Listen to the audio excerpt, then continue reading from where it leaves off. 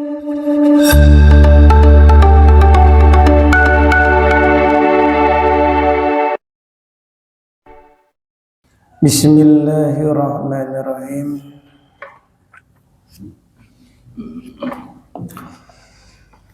Assalamualaikum warahmatullahi wabarakatuh. Nahmaduhu wa nusalli wa nusallimu ala rasulihil karim.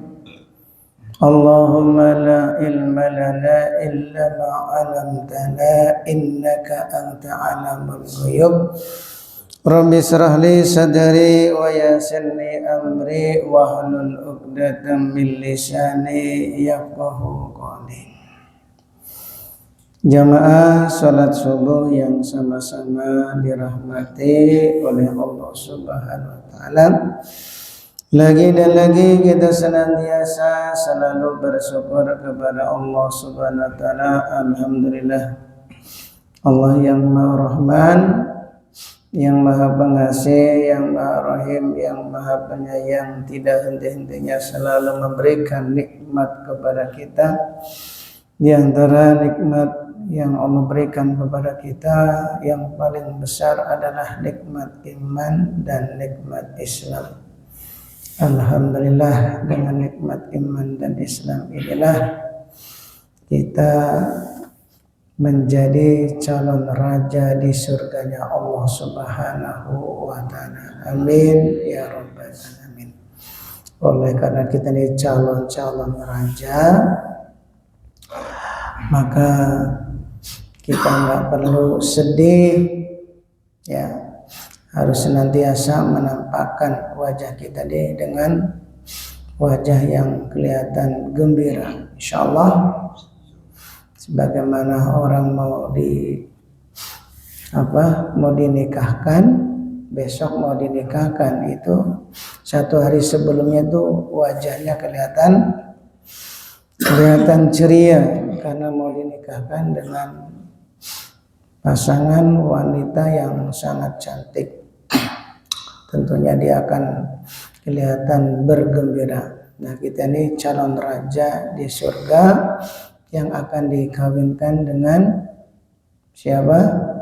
Para bidadari.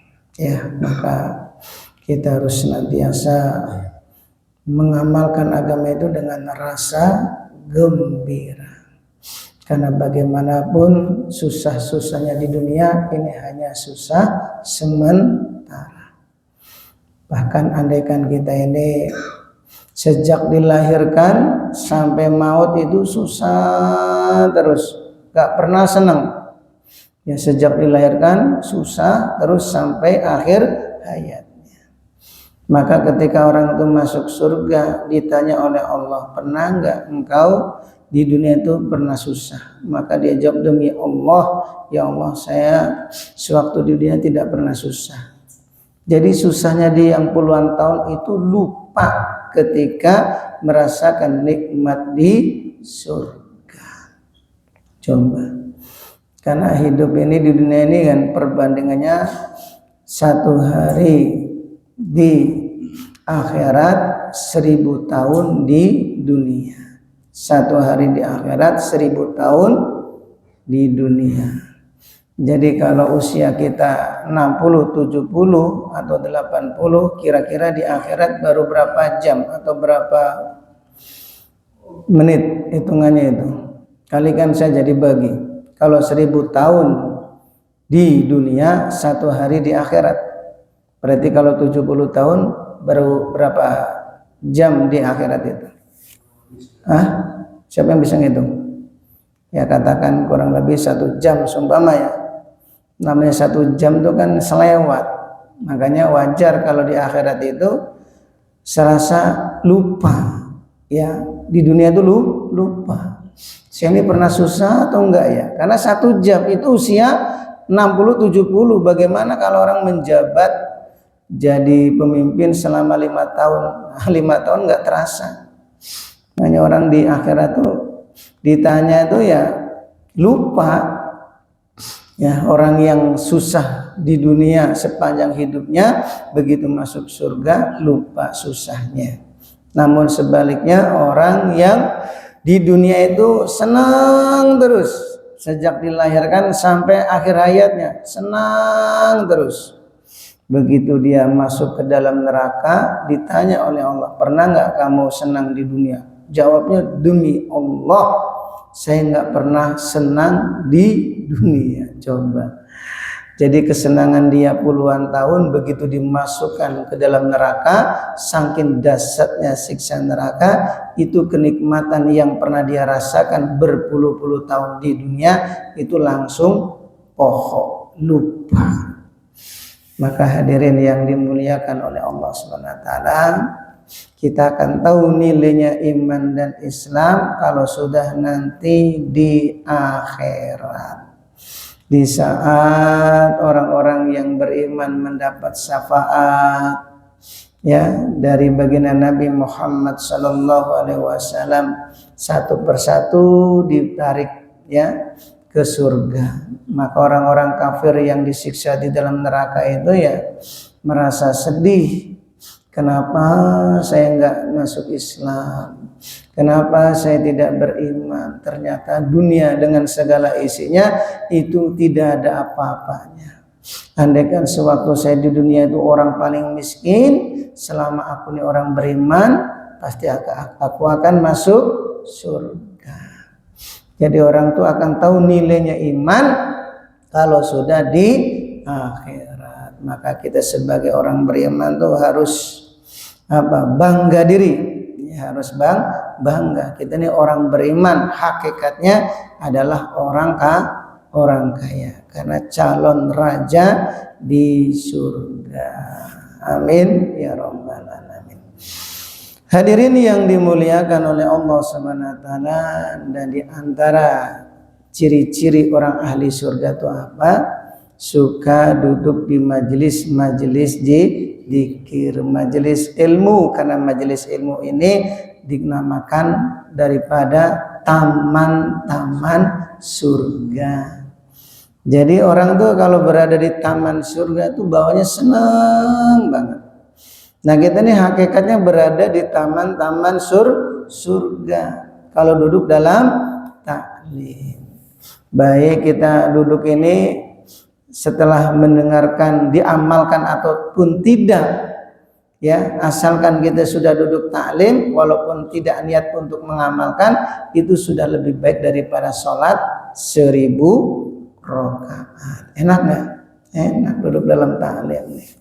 Di samping selama kita ini dalam keadaan wudhu, kita masih dihitung oleh Allah orang yang sedang sholat, dan kita akan selalu dapat doa malaikat, Allahumma gfir lahu warhamhu, ya Allah ampunan dia, ya Allah sayangilah dia.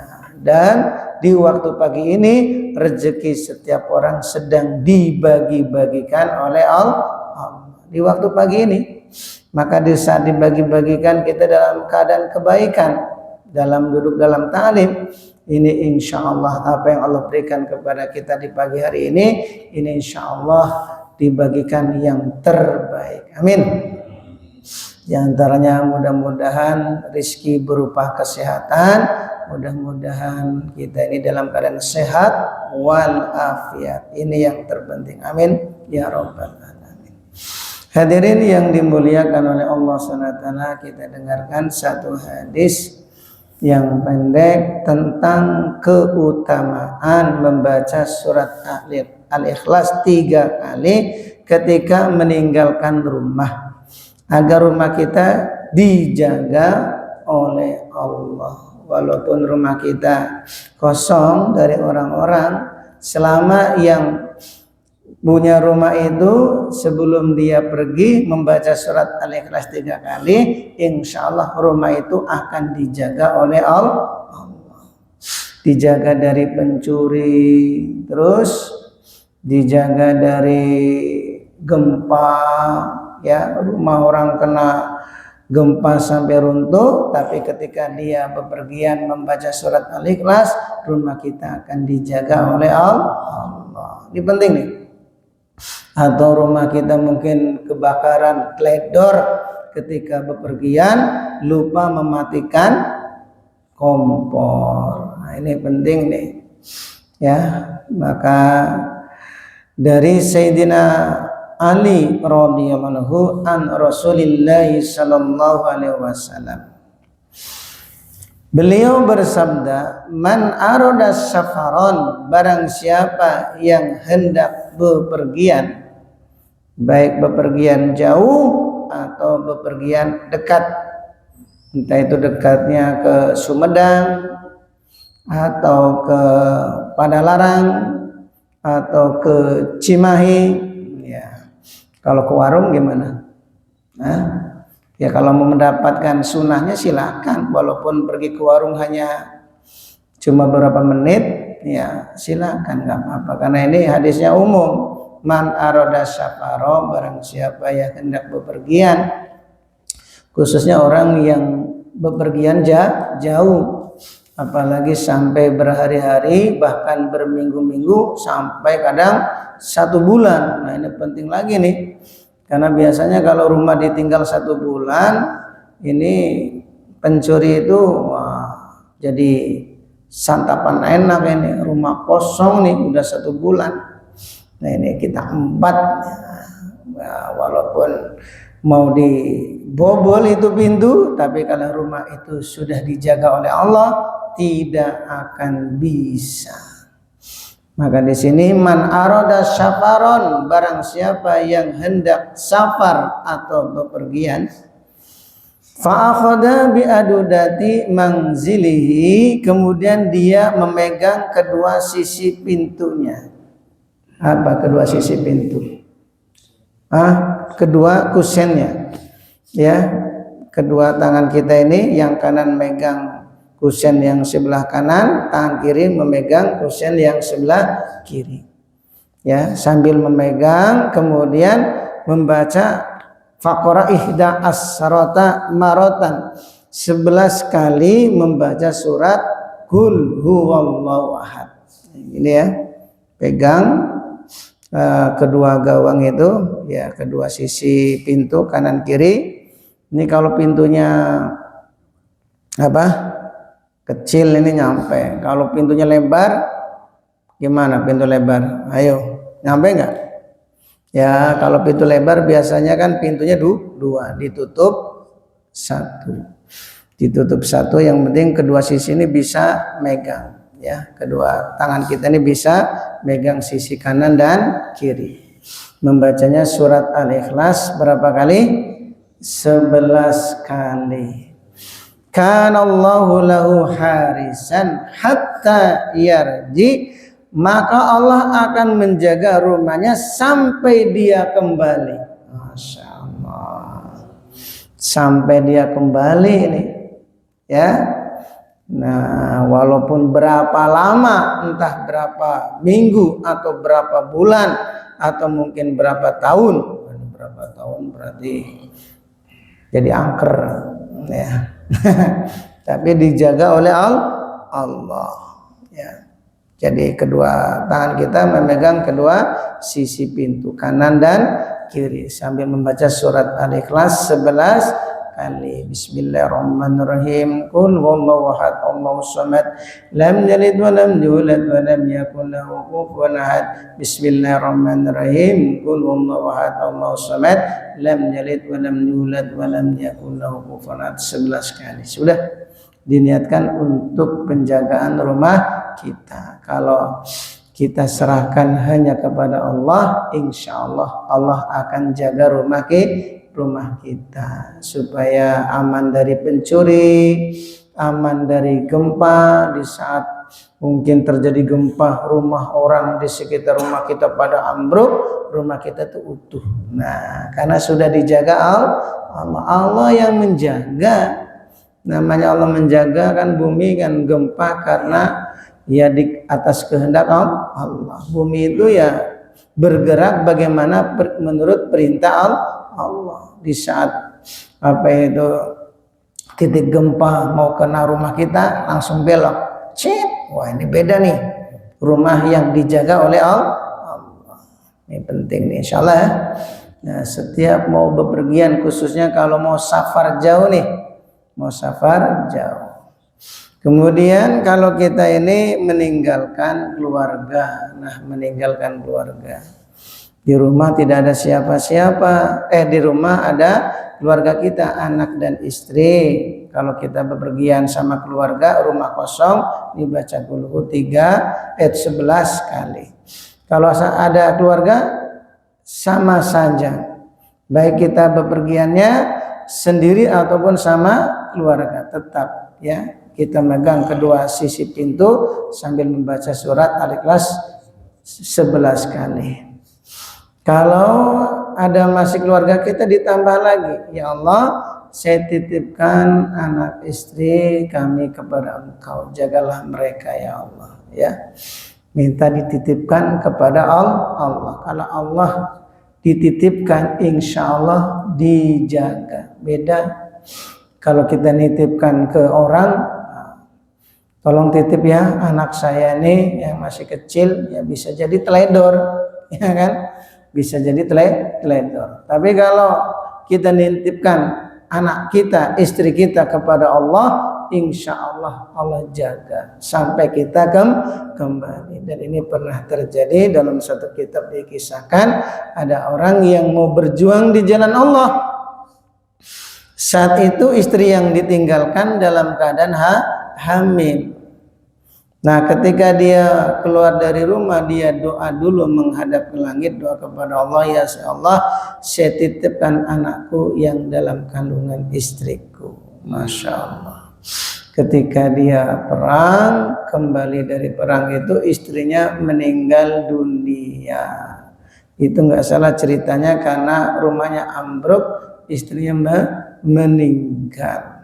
Nah, istrinya meninggal, ketika dikuburkan, itu anaknya masih hidup dalam kandungan. Anaknya masih hidup dalam kandungan. Ya, karena suaminya ketika dia keluar rumah, doanya cuma penjagaan, minta titipkan hanya untuk anaknya. Coba anak dan istrinya. Dia doa kepada Allah, ya Allah, saya titipkan anak saya yang ada dalam kandungan istriku. Coba titipkan anakku dan istriku kepada Engkau. Maka Allah jaga. Ini penting nih. Ya, namanya kejadian apa itu musibah ini kan ya terjadi tidak diduga-duga. Tapi kalau kita ini ya tadi membaca surat Al-Ikhlas, insya Allah rumah kita akan dijaga oleh Allah. Kemudian ditambah lagi supaya anak istri kita ini kita titipkan kepada Allah. Nanti Allah yang menjaga. Insya Allah ya. Ini penting nih. Yang namanya istri itu kan ya tidak bisa mengawasi anak itu selama 24 jam. Namanya anak kecil itu kan lagi aktif-aktifnya. Betul nggak? Entah dia mungkin main pisau atau ibunya lagi masak, ya kemudian ditinggal, malah anaknya itu mendekati kompor, numpahkan air panas. Nah, ini kan hal yang terjadi tanpa diduga-duga. Tapi kalau kita ini meninggalkan anak dan istri, minta dititipkan kepada Allah, insya Allah anak dan istri kita akan dijaga oleh Allah. Jangan cuma anaknya, istrinya juga nanti. Kalau cuma anaknya, tadi kisah orang yang berjuang di jalan Allah, dia hanya menitipkan anaknya. Begitu istrinya ketimbun bangunan, mati, tapi anaknya masih hidup. Akhirnya karena terdengar tangisan anak di dalam kubur, begitu dibongkar itu kubur, ternyata istrinya yang sudah meninggal melahirkan. Allah, walaupun di dalam kubur ya itu tidak ada napas, namanya juga dititipkan kepada Allah, dijaga. Masya Allah, ini hebatnya nih. Kita tuh apa-apa tuh minta dititipkan kepada Allah. Kalau uang dititipkan kepada siapa? Ya, tangan. Ya, kalau uang nggak bisa, ya Allah, saya titipkan uang kepada Engkau. Ya, taruhnya di depan rumah, hilang. Ya, Insyaallah ya, ini surat Al-Ikhlas berapa kali tadi? 11 kali. Mudah-mudahan kita niat untuk mengamalkannya. Amin ya rabbal alamin. Kemudian ini ada pertanyaan, karena kita ini berada di bulan Rajab ya. Bulan Rajab ini selalu banyak pertanyaan mengenai puasa qodoan ya, puasa qodok Ramadan yang digabungkan dengan puasa sunnah ya, puasa sunnah. Karena biasanya kalau bulan Rajab itu banyak orang yang puasa sunnah atau puasa Rajab, khususnya ibu-ibu yang mungkin banyak qodoan, itu biasanya sekalian ya diniatkan puasa sunnah. Nah, hukumnya apakah boleh mengkodok puasa Ramadan sekaligus puasa sunnah? Satu puasa untuk dua niat, siko bagi dua. Nah, kata lagu orang Palembang, siko bagi dua. Satu puasa untuk dua niat. Cari yang enak, boleh enggak? Maka ada dua pendapat.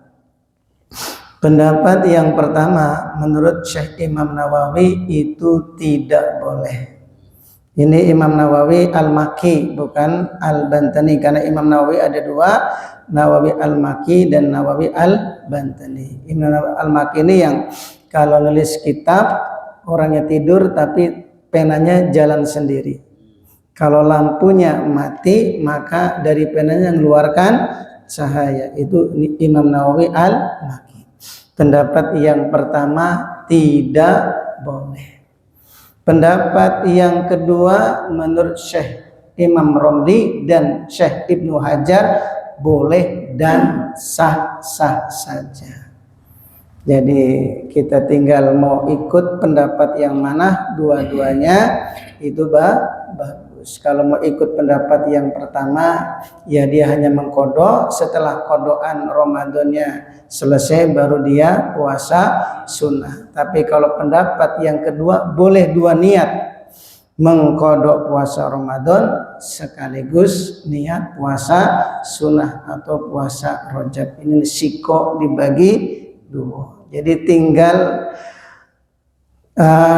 melihat tingkat keimanan kita ya. Kalau memang kita imannya kuat ya, semangat dalam puasa, maka kalau dia ikut pendapat yang pertama itu bagus. Tapi kalau kita ini imannya lemah ya, jarang puasa, nah kalau dia mau sekalian ya puasa mengkodok Ramadan sekaligus puasa sunnah itu boleh. Tapi kalau orang mengikut pendapat yang kedua, ini jangan kita sujon, itu imannya lemah. Walaupun imannya kuat juga tetap boleh mengikuti pendapat yang kedua, yaitu menurut Imam Romli dan Imam Syekh Ibnu Hajar. Boleh satu puasa untuk dua niat, siko bagi dua, insyaallah. Subhanallah wa bihamdihi, subhanallah wa bihamdika, asyhadu an la ilaha illa anta, astaghfiruka wa atubu ilaik. Wassalamualaikum warahmatullahi wabarakatuh.